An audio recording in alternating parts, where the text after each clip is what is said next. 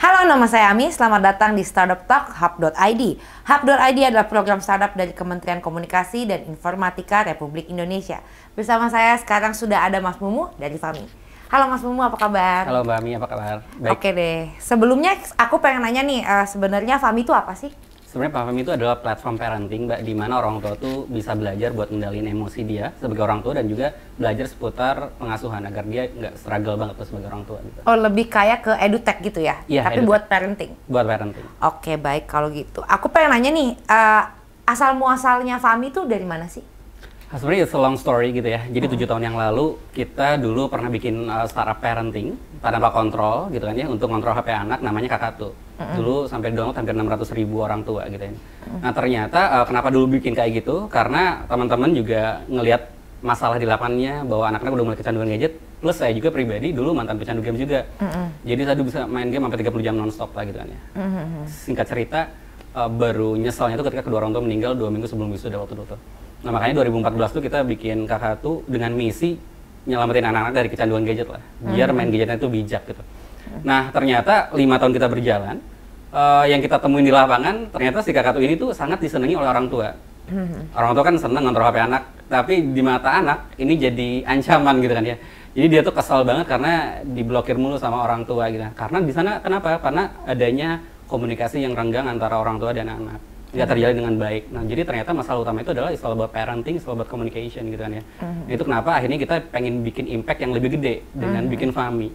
Fami akhirnya mengarahnya bukan ngontrol HP anak, tapi berbicara edukasi parenting. Oke. Ketika kita masuk research juga, ternyata dari riset di Indonesia 2020 kemarin, apalagi itu 85% orang tua di Indonesia tuh mengalami stres selama pandemi itu. Jadi di sana tuh semakin memperkuat itu bahwa kita perlu hal yang edukasi parenting yang lebih spesifik. Ada 2 hal ternyata masalah di orang tua tuh yang terjadi sekarang tuh. Itu masalah orang tua ngendaliin emosinya ketika ngasuh anak dan juga terkait kendala pengasuhan yang mereka alami gitu kan ya dalam menghadapin behavior anak itu sendiri. Oke. Itulah yang jadi alasan gitu kan ya.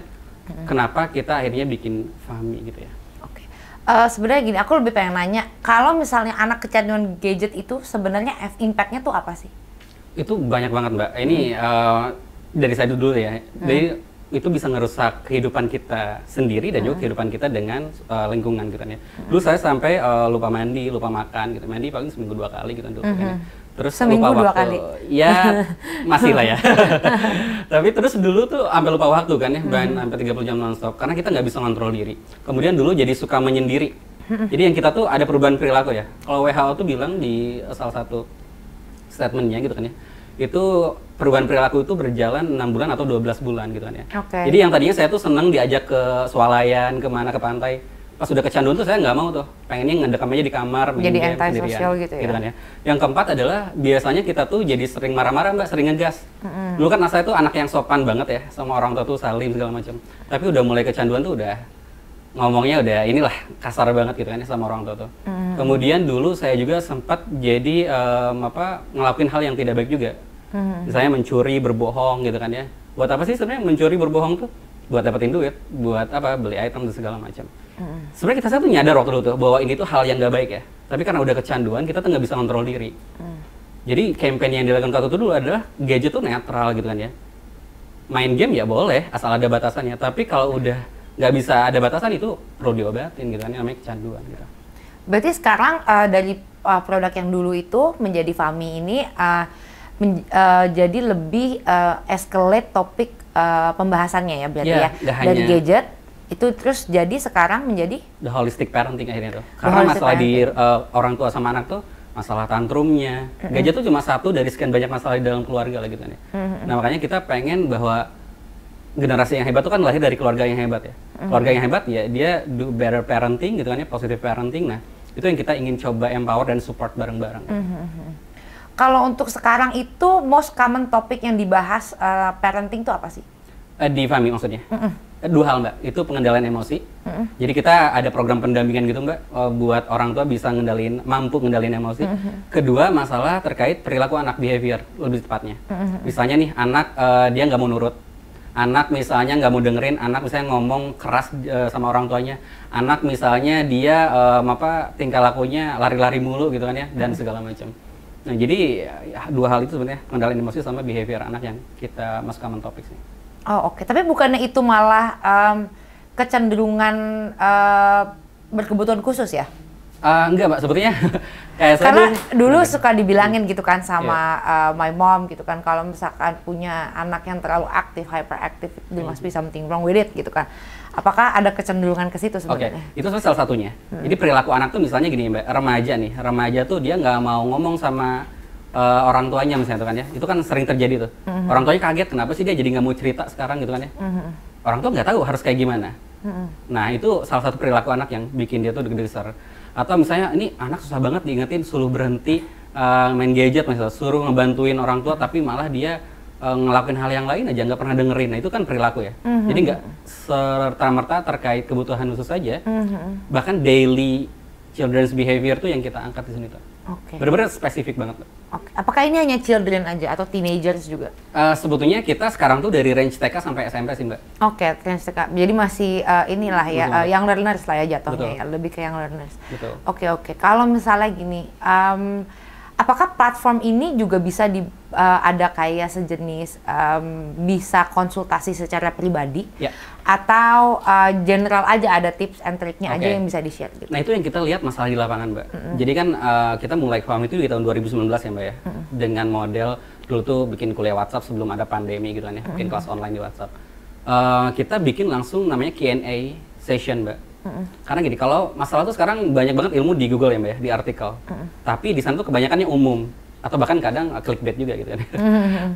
Susah banget dipraktekin lah. Kedua, kalau misalnya dia ikutan webinar, kita 2020 bikin webinar, Mbak, sebulan hampir ada 15-30 kali. Tapi hasilnya apa? Hasilnya adalah banyak orang tua yang nggak bisa ikutan live webinar, karena jadwalnya tuh padat gitu kan ya. Maksudnya itu nggak match lah gitu kan ya, jadwal webinar. Jadi kita perlu bikin satu buah kemasan yang emang bisa fleksibel, tapi bisa praktikal juga. Kenapa kita bikin Fahmi itu gabungan kayak Quora dan Spotify? Tanya jawab berbasis audio. Jadi orang tuh bisa bertanya spesifik masalahnya, kemudian dijawab oleh narasumber lewat audio yang berulang-ulang. Nah, contoh konkretnya adalah ada salah satu misalnya pertanyaan ya, gimana caranya agar anak aktif di grup WA kelas? Kebayang nggak, itu nggak ada tuh di Google. Anak aktif di grup WA kelas, tapi ada orang tua yang nanya itu. Nah, jadi mereka nggak bakal bisa nemuin itu di platform lain gitu kan ya. Nah, di Fahmi itu makanya ada sesi bukan konsultasi live, tapi kita ngomongnya Q&A gitu, Mbak. Agar emang we modernizing the way people do consult with knowledge-based consulting.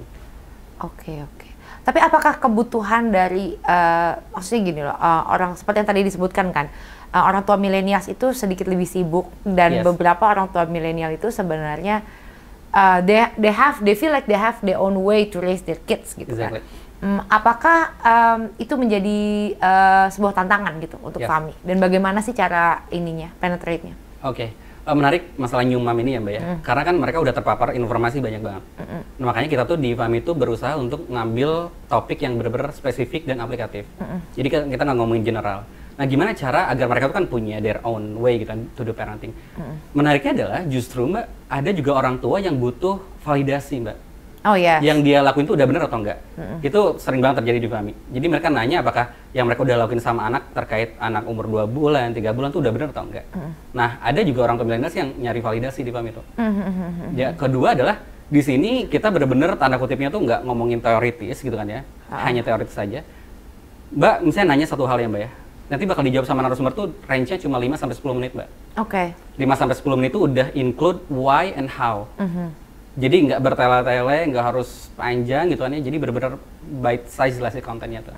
Nah, itu yang akhirnya membuat si orang tua milenial ini di tengah kesibukannya dia, di tengah dia juga banyak informasinya, mereka bisa dengerin sambil nyetir mobil, mereka bisa dengerin sambil apa, dengan konten yang kita udah kemas secara ringkas dan aplikatif itu sendiri.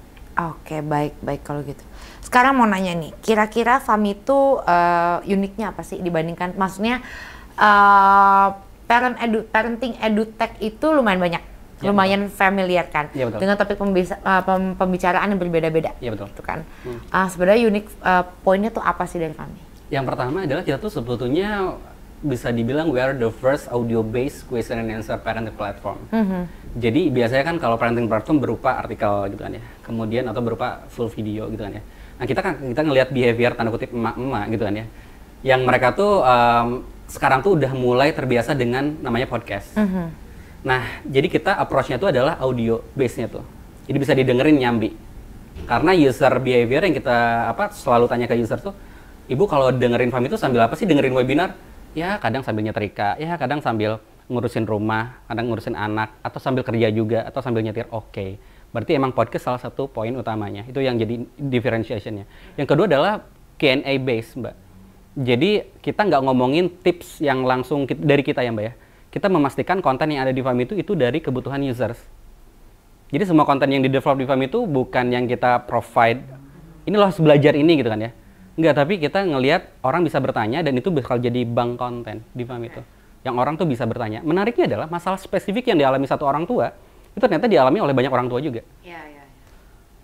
Tapi apakah Fahmi ini berupa platform website atau platform apps? Kita ada dua juga Mbak, di website ada, di apps juga ada. Gitu kan. Jadi memudahkan, fleksibel gitu kan ya. Orang bisa akses di mana aja. Oke, kalau untuk subscribing-nya itu seperti apa? Subscribe-nya ada per bulan, 3 bulan sama 12 bulan. Oh oke, jadi bisa milih gitu. Dan itu jadi setiap saya subscribe, misalnya saya mau subscribe, itu berarti saya bisa dapat semua konten yang ada di situ. Saya tinggal kalau saya mau nonton, mau nanya, tinggal kayak gitu. Konsepnya Fahmi itu kayak freemium sih Mbak, kayak Zoom lah ya. Kalau Zoom, misalnya platform itu kan 40 menit per hari, dan di Fahmi itu gratisnya bisa dengerin 2 audio per hari. Nah, tapi kalau dia berbayar jadi premium, dia bisa dengerin sekian berapapun unlimited audio gitu kan ya. Plus dia bisa bertanya juga sama narasumber. Nah, jadi kalau misalnya yang free itu mereka hanya bisa nikmatin aja, nggak bisa bertanya. Kalau yang dia premium, dia bisa bertanya sama narasumber. Terus kita tuh ada grup supportnya Mbak. Karena kebutuhan orang tua tuh adalah ada 3 sebenarnya tuh yang kita coba cek tuh. Belajar, bertanya, dan berbagi Mbak. Mereka tuh senang banget sharing pengalaman gitu kan ya, antar orang tua lainnya. Jadi mereka belajar nggak hanya dari expert aja, tapi antar pengalaman orang tua lainnya, saling ingetin, saling motivasi dan segala macam. Jadi ada grup supportnya juga ketika gabung jadi member premium Fahmi. Oh, ada grup supportnya juga nih antar ibu-ibu ini ya? Iya, betul. Tapi apakah untuk ibu-ibu aja? Untuk bapak-bapak nggak ada? Kan kayak di Instagram tuh ada apa sih, account bapak-bapak apa gitu? Iya, ada betul. Sebetulnya 97% pengguna kita adalah ibu-ibu akhirnya tuh. 3%-nya salah satunya saya gitu. Itu ada bapak-bapak. Jadi memang nature-nya mungkin baru kebentuk seperti itu ya Mbak. Ya. Tapi kita emang at the time kita pengen juga gitu kan buat semua keluarga tuh bareng-bareng. Bikin konten. Cuman memang di dalam sekarang itu gitu kan yang mayoritas pengguna kita adalah ibu-ibu. Jadi sebenarnya ini nggak terbatas ya Mbak ya. Nggak hanya untuk ibu-ibu aja. Bapak-bapak juga ada kita konten-konten tentang fatherhood dan segala macam. Tapi nggak sebanyak ibu-ibu. Lebih banyaknya ibu-ibu gitu. Oke. Karena menurut saya sih kayak sekarang nggak tahu ya, mungkin pressure dari peer-nya gitu kan. Sekarang kayak bapak-bapak muda tuh udah mulai kontribusi lah dalam perkembangan anak. Kalau bapak zaman dulu kan kayak papa saya pun nggak gitu banyak kontribusi dalam tumbuh kembang saudara-saudara saya, ada saudara saya gitu ya. Tapi kayaknya bapak-bapak zaman sekarang tuh lebih banyak kontribusi gitu. Nggak tahu ya, mungkin tuntutan dari peer-nya, karena peer-nya seperti itu gitu. Sudah mulai, karena udah ada Netflix, sudah ada ini, jadi figure dari seorang bapak tuh sekarang lebih broad gitu daripada zaman dulu gitu kan. Betul. In my opinion, I think that would be a great idea if you make a a bit about fatherhood gitu. Iya, bisa dibilang mungkin 20% kali konten kita ada buat spesifik ayah. Seperti cara apa? Ayah ngebangun kelekatan sama anak, manajemen waktu ayah, segala macam itu ada gitu. Oh, jadi kayak lebih ke gimana sih caranya mencari kesempatan buat deket sama anak gitu, lebih ke kayak gitu. Betul. Bahkan ada pertanyaan gimana caranya kalau istri ngambek, nih suami harus ngapain nih gitu kan ya. Itu ada suami yang nanya kayak gitu juga. Kontennya juga udah ada di Fahmi. Jadi sebetulnya ini emang gak terbatas hanya ibu-ibu, semua orang bisa pakai di dalam keluarga gitu kan ya. Ayah dan ibu gitu. Oh, oke, baik. Oke, tentang itu kan cerita yang seru tuh. Kira-kira ada nggak sih cerita seru yang bisa di-share mungkin tentang parenting atau tentang hal-hal yang kayak gitu? Cerita serunya lebih banyak adalah banyak orang tua yang nyesel kalau udah marahin anak. Iya. Jadi they have no idea kenapa marahin anak sebetulnya itu. Sebenarnya nggak jauh-jauh dari saya sendiri lah gitu ya. Dari user banyak cerita kayak gitu, tapi ternyata saya juga ngalaminnya. Saya tuh orang tua yang mungkin jarang marah ya Mbak ya. Tapi sekalinya marah tuh di kamar mandi. Saya tuh bingung kenapa ya kalau saya mandiin anak gitu kan ya, itu selalu marah. Untuk hal-hal yang misalnya tuh dia sabun doang nih, misalnya sabun dikasih air gitu kan ya, kan kesel gitu ya. Ini sabun kan kalau dikasih air jadi encer gitu kan ya. Itu marah, tapi marahnya tuh kayaknya nggak wajar gitu kan ya. Itu berlangsung selama berapa bulan sampai akhirnya saya ikutan di Fahmi ada program pengendalian emosi itu. Baru nyadar ternyata penyebabnya tuh adalah kita secara nggak sadar ngelakuin hal yang sama yang orang tua kita lakuin dulu. Jadi saya dulu pernah di kamar mandi tuh ada dalam posisi anak saya kayak gitu. Sehingga saya ngelakuin juga secara nggak sadar di sana. Nah itu hal yang baru sadar setelah bertahun-tahun gitu kan ya, 5 tahun punya anak gitu kan ya. Nah saya udah 5 tahun sekarang. Nah terus hal yang seru lainnya ya orang tua yang tadinya tuh dia bingung gitu kan ya, deketin sama anaknya karena anaknya nggak mau buka suara. Ternyata setelah dengerin konten dari Fahmi, tips praktikalnya, dia jadi mulai ngebangun anaknya tuh yang tadinya nggak mau ngobrol jadi mau ngobrol lagi. Hal-hal kurang lebih seperti itu. Tapi yang paling ini sih tadi ada aku lihat konten di Fahmi ya, gimana caranya agar anak aktif di grup ya, maksudnya. Oke, ini important ya. Itu important banget gitu kan ya. Karena dia ngeliat itu tuh jadi masalah ternyata. Udah dia tuh kayaknya udah berbulan-bulan gitu kan ya. Anaknya mulai PJJ ini tuh nggak main game doang tapi nggak mau pernah aktif gitu kan. Berarti kan nggak mau aktif nanya gitu. Maksudnya ini WhatsApp grup sekolah. Sekolah gitu kan si anaknya. Jadi si ibunya kan ngelihat ya, kok anaknya nggak pernah nanya di grupnya ya. Wow, that's a problem gitu kan ya. Oh, oke. Baik kalau gitu. Sekarang aku mau nanya nih. Sekarang tuh kalau misalkan mau share nih, mungkin ada investor nih yang nonton tentang pengen cari tahu tentang Fahmi lebih dalam gitu. Sebenarnya performance-nya Fahmi saat ini tuh lagi di mana? Dan misalnya sudah ada partnership dengan siapakah? Lagi sibuk ngurusin apakah gitu. Sebetulnya kita totally sekarang tuh ada 15.000 orang tua yang udah bergabung, lebih gitu kan, 15.000 lebih yang orang tua bergabung. Kalau kita sekarang jadi geraknya nggak hanya ke direct customers gitu kan ya, tapi ke B2B2C. Ada sekolah gitu kan ya, kita diimplementasi di TK, SD, dan SMP sekarang tuh. Jadi berbicara memang tentang parenting gitu kan ya, itu duplikasinya banyak banget tuh gitu kan ya, ke berbagai sektor, mau itu komunitas atau bahkan sekolah. Jadi kita punya sekarang lagi growth revenue lumayan cukup baik gitu kan ya. Setelah kita tadi ya, nggak hanya di B2C ya, tapi ke B2B2C juga, ternyata itu cukup berimpact lumayan bagus gitu kan, kurang lebih kayak gitu. Oke. Mungkin ini pertanyaan dari yang pertanyaan sebelumnya deh. Jadi kan sekarang lagi zaman nih sekolah informal, gitu kan. Apakah itu impact juga nggak sih sama tumbuh kembang anak? For example, maksudnya itu sekolah Montessori atau gimana? Kayak karena sekarang ada sekolah formal dan informal. Informal tuh lebih kayak ke sekolah yang kayak kita nggak duduk di kelas, tapi kita lebih kayak homeschooling atau lebih kayak mengenal alam gitu. Apakah itu berpengaruh drastis nggak sama anak-anak yang sekolah formal gitu? Bedanya gitu. Bedanya. Sebetulnya honestly aku bukan expertise di sana. Jadi aku belum bisa jawab lebih spesifik, tapi yang aku tahu gitu Mbak ya, kebutuhan anak tuh memang untuk bersosialisasi gitu kan ya. Artinya sepanjang di sekolah itu dia bisa bersosialisasi gitu kan dengan orang, kemudian dengan lingkungannya, itu jadi satu hal yang baik sebetulnya tuh. Kemudian ngomongin environment juga, sekolah formal dan informal, environment di lingkungan itu kayak gimana? Apakah kan ada yang toksik ya Mbak ya? Ada misalnya ini teman-temannya toksik semua, itu jadi berdampak juga sama dia. Sekolah alam tuh salah satu gitu kan yang dia tuh kan punya metode tersendiri juga ya. Yes. Nah jadi menurut saya mereka semua punya kelebihan keunikan masing-masing sih dalam setiap approach-nya, kurang lebih kayak gitu. Oke. Tapi apakah platform ini juga belongs to the teacher ya? Karena kan sekarang itu posisinya, I was a teacher ya. I was a teacher 5 years ago. So the problem di sekolah itu adalah, jadi kita millennials, kita punya this boomers yang juga peer sama kita. Jadi the ideation of how to teach children itu a bit messed up karena these two hasn't met their expectation gitu loh. Jadi karena I have my own methodology to teach this children and this yang senior punya juga gitu kan. Jadi nggak match gitu. Sebenarnya ada platform ini apakah belongs to the teacher juga? Oke. Jadi sebetulnya kalau berbicara mengasuh ya Mbak ya, itu bukan hanya orang tua dan anak. Kakak adik pun itu kakak ngasuh adik. Guru ngasuh siswa juga. Jadi emang kita masuk ke sekolah, nggak hanya orang tuanya aja, jadi gurunya juga bisa belajar di sini. Nah, ada yang menarik adalah kemarin itu sampai ada pertanyaan juga ya di Fahmi itu, yang kita lihat kontennya tuh, gimana caranya biar anak-anak TK itu mau lebih engage sama apa yang saya ajarin gitu kan ya.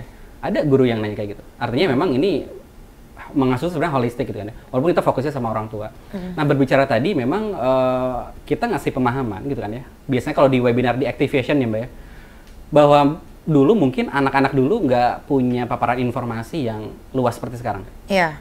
Jadi ya mereka dulu mungkin saya cuma punya TV doang ya. Yes. Nggak ada internet yang setiap 24 jam kita dapat informasi baru. Iya. Yang jadi challenge sekarang adalah anak-anak sekarang TikTok segala macam sosial media tuh itu bisa ngasih input ke mereka gitu kan ya. Dan akhirnya jadi lebih challenging. Akhirnya ketika kita nggak connect sama mereka, itu kata siswanya, siapa sih ini nggak nyambung banget ngomongnya gitu kan ya. Kita akhirnya sekarang ngelakuin program pendampingan buat guru, Mbak, ke 147 sekolah di Indonesia Timur gitu kan ya. Itu kita lagi coba ngelakuin pendampingan buat guru tuh, agar belajar daring biar nggak, gimana cara tips buat ngajar daring biar nggak garing gitu loh. Jadi di sana tuh kita bahas dari sudut pandang psikologinya dan juga dari sudut pandang teknisnya ya. Karena mohon maaf itu boomers ini gitu kan ya, istilahnya buat let's say ada satu aplikasi di Zoom gitu kan yang dia tuh bisa buat polling di saat itu juga, itu mereka belum tahu gitu kan ya. Pokoknya hal-hal teknis yang biar tuh lebih engage gitu kan ya, itu tuh mereka belum sepenuhnya paham juga gitu kan ya. Karena mungkin enggak terlalu tech savvy gitu kan ya. Yes. Nah jadi sebenarnya itu yang kita coba campaignkan juga gitu kan ya. Jadi emang benar nggak hanya orang tua aja dalam konteks pengasuh. Oh, jadi teacher juga ada ya di sini ya? Kita bisa mengakomodir gitu. Walaupun mayoritas kita tetap fokusnya memang ke orang tua dan anak. Gitu. Jadi mungkin kontennya tuh lebih general parenting, tapi belongs-nya itu buat all kind of inilah. Karena berbicara tadi ya misalnya ngomongin gimana cara handling remaja. Itu nggak cuma orang tua ke anaknya, tapi guru SMP itu dia jadi punya knowledge juga buat ngadepin remaja itu kayak gimana, karakteristik segala macam. Because teenagers kan is a different level gitu kan ya. Because karena kan mereka nggak adults yet, tapi dibilang anak-anak juga udah enggak gitu kan, kayak in the middle, ya kan, kayak in the middle confusion, and then ya kan, a lot of things like that. Biasanya kalau untuk teenager itu kontennya apa sih yang biasanya di share selain I believe that most of the teenager are not having tantrum anymore ya, nggak as a baby gitu kan, tapi mungkin apa sih biasanya? Biasanya itu tentang perubahan puber gitu kan ya. Jadi perubahan sikap, perubahan perilaku tuh kan itu signifikan banget ya di ranah itu tuh. Itu yang bikin bisa bilang kaget gitu kan ya. Kedua biasanya mereka tuh udah tanda kutip tuh masalah komunikasi kebanyakannya. Oh ya. Jadi yang kami lihat gitu ya di konten di Fahmi itu sekarang tuh banyak produksi itu adalah masalah komunikasi sama remaja. Karena remaja itu kan kita udah kayak main rally ya Mbak ya. Ini kalau misalnya remaja itu supirnya yang kita harus jadi navigatornya gitu kan ya. Kalau si remaja itu butuh untuk ditanya pendapatnya. Yes. Kalau kita satu arah terus, akhirnya ya dulu saya ngalamin juga gitu kan ya. Jadi kalau misalnya satu arah terus kita nggak mental gitu kan ya. Dan akhirnya mereka selalu cari idol di mana tuh, di internet gitu kan ya. Ini peer aku nih lebih dengerin aku, ya udahlah aku cerita sama dia segala macam. Nah, jadi masalah komunikasi itu sebenarnya yang krusial kalau di remaja tuh. Dan juga masalah perubahan perilaku yang orang tua tuh perlu mengerti gitu kan, bahwa remaja tuh berbeda loh state-nya gitu kan ya. Mereka lagi butuh apa. Kayak ruang lebih kayak gitu sih. Itu yang jarang dipahami seperti itu sama di user Fahmi itu sendiri. Oke, baik. Aku mau nanya nih sekarang, sebenarnya nih ya, karena ini kan kontennya lumayan banyak ya, cukup banyak ya, ada buat teenagers lah, ada buat child, and it belongs to parenting, teacher, and parents gitu kan. Sebenarnya tantangannya tuh apa sih yang dihadapi Fahmi gitu? Kalau bisa di-share. Oke, tantangannya adalah sebetulnya masalah adopsi ya Mbak ya. Karena kan gini, sebenarnya mereka udah terbiasa dengan pola webinar yang live gitu kan ya. Jadi ada program kayak platform parenting. Mereka bisa bertanya secara private, nggak akan dikasih tahu juga ini pertanyaan dari siapa segala macam, dan bisa didengerin jawabannya berulang-ulang. Itu kan sebenarnya sebuah behavior baru ya Mbak ya. Aku bisa nanya, jawabannya bisa didengerin berulang-ulang. Biasanya kan kalau aku nanya di webinar, aku nanya langsung dijawab di saat itu juga. Tapi masalahnya di webinar kita nggak dapat recordingnya kadang. Atau di webinar kadang kita nggak punya kesempatan buat nanya. Nah, jadi sebenarnya tantangannya adalah behavior ini yang kita coba bangun kurang lebih kayak gitu di Fahmi itu. Dengan kita coba campaign ya Mbak ya. Campaign agar mereka merasakan experience-nya. Oke, kita buka open Q&A gratis. Bisa bertanya silakan gitu kan ya secara publik. Ini ada topik-topiknya. Kalau mananya silakan submit ke form ini secara private. Nanti akan dijawab, langsung dapat notifikasinya lewat WhatsApp mereka. Ini loh jawabannya buat pertanyaan kamu, tinggal dengerin aja 5 menit. Nah, itu flow itu kayaknya belum ada sejauh ini gitu kan ya Mbak ya, di Indonesia.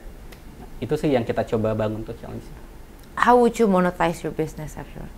Monetize-nya adalah sebenarnya kalau kita ngelihat di benchmark di China ya Mbak, itu ada namanya Baby Tree Mbak. Baby Tree ya. Baby Tree itu dia itu platform, the largest platform parenting di China itu 2013 tuh mereka udah mulai. Dan ternyata approach-nya sama tuh, Q&A based. Kalau kita kan challenge-nya adalah gimana caranya kalau user sudah banyak, kita bisa provide jawaban tuh lebih cepat dalam hitungan menit. Baby Tree itu dalam hitungan 10 menit, Mbak. Mereka udah dapat jawabannya. Karena mereka udah kontennya udah banyak banget ya, Mbak ya. Kalau Fami kan kita masih terus memperbaiki konten ya. Oke. Nah, jadi tantangan itu yang pertama. Jadi Q&A based. Terus kedua adalah mereka community based juga, Baby Tree itu. Jadi monetize-nya adalah kalau udah ada community based gitu kan ya, itu bisa jadi dari advertising dan segala macam. Itu top yang pendapatan pertama dari Baby Tree yang aku coba baca tuh, pertama tuh dari advertising, kedua dari commerce gitu kan ya. Oke. Nah, ketiganya baru dari premium subscribers itu. Nah, kalau Fami mulainya emang kita nggak dari community dulu gitu kan ya, tapi dari emang platform Q&A ini. Tapi soon ketika kita emang udah nge-build out community gitu kan ya, harapannya kita punya banyak diversifikasi business model lah kurang lebih. Oke, mungkin ini pertanyaan terakhir ya. Aku pengen tanya nih. Boleh. Kira-kira setelah ikut Hub ID, nanti Fami mau jadi apa sih? Oke, salah satu harapan ikutan Hub ID kan sebetulnya kita bisa networking gitu kan ya, dengan networknya yang dipunyai Hub ID. Itu sebenarnya salah satu kesempatan yang langka dan bagus banget gitu kan bagi kita. Harapannya Fami bisa memperluas jaringannya, karena kan kita nggak gerak hanya ke B2C aja, tapi ke B2B juga. Dengan ada list networking kayak Kemdikbud gitu kan ya, sekolah, perusahaan, kemudian bahkan kita juga even kita bisa diimplementasi di rumah sakit juga gitu kan ya. Rumah sakit itu punya masalah rumah sakit di dunia tuh sama semuanya, yaitu waktu tunggu yang bisa 2 sampai 5 jam. Gimana cara kita provide waktu tunggu itu agar lebih berkualitas, khususnya buat ibu, rumah sakit ibu dan anak lah, let's say.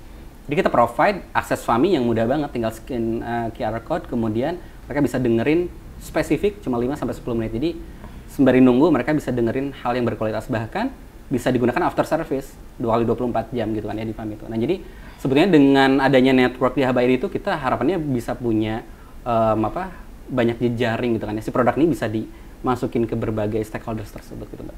Dengan produk yang sama. Oke deh. Mas, tapi kayaknya aku pengen tahu deh sama tadi pertanyaan yang sebelumnya Mas, yang aku tanya sama Mas, tapi Mas tadi bilang, kan ada yang nanya tuh katanya kalau istrinya ngambek, bagusnya ngapain gitu. Itu kira-kira jawabannya apa waktu itu? Oke, siapnya aku dengerin di Fami juga ya. Jadi ternyata jawabannya itu adalah kita harus kenal dulu istrinya tuh kayak gimana. Jadi di pernah kejadian kita tunjukkan ya, si suaminya itu istri lagi ngambek, ditanya terus, kamu kenapa sih ngambek? Annoying apa sih, ya? maafin aku dulu.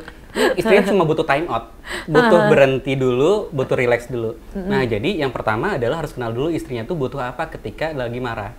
Bagusnya katanya itu kan ya, ngobrolin kayak gitu tuh adalah ketika suasana lagi tenang gitu kan ya. Kondisi negara lagi tenang lah gitu kan ya. Kondisi lagi tenang nih, misalnya kita ngobrolin, sebenarnya kalau aku lagi marah tuh, aku tuh butuhnya digimanain. Ada butuhnya tuh dipijitin, butuhnya dikasih surprise, ada butuhnya itu didiemin aja, itu beneran. Kalau nggak ngobrolin itu di awal, kita jadi bingung, shock gitu kan ya. Ini kalau misalnya istri gue ngambek, gue harus ngapain ya? Kalau ditinggalin, ngambek. Didiamin, ngambek. Diomongin, ngambek juga. Jadi aku serba salah. Nah, biasanya suami itu selalu ngomong kayak gitu tuh. Nah, makanya bikin dulu, namanya tuh obrolan briefing tuh ketika negara lagi tenang gitu kan ya. Suami istri itu yang pertama. Yang kedua adalah, ada namanya tuh 5 bahasa cinta juga tuh, Mbak. Ada yang bahasa cinta tuh dia pengen dielus gitu kan ya.